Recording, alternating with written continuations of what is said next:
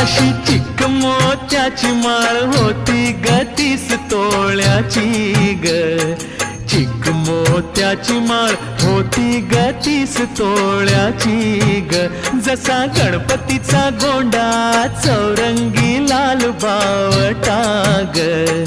गणपतीचा गोंडा चौरंगी लाल बावटा ग.